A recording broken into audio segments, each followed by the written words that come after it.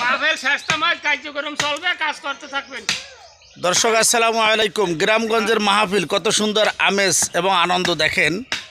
গ্রামের সবাই একসাথে মিলিতভাবে এই মাহফিলের কার্যক্রম কিভাবে সম্পূর্ণ করার জন্য আনন্দ উৎসাহিত তারা, মানে গ্রামের সকলে নিজের মন থেকে শ্রম দেওয়ার জন্য সকলে উৎসাহিত। আলহামদুলিল্লাহ।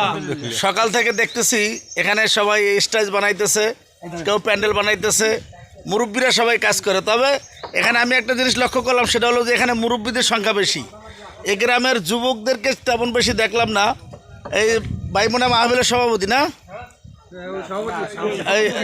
এই ভাই খুব শ্রম দিতে। সভাপতি কিনা? এই আপনি সভাপতি?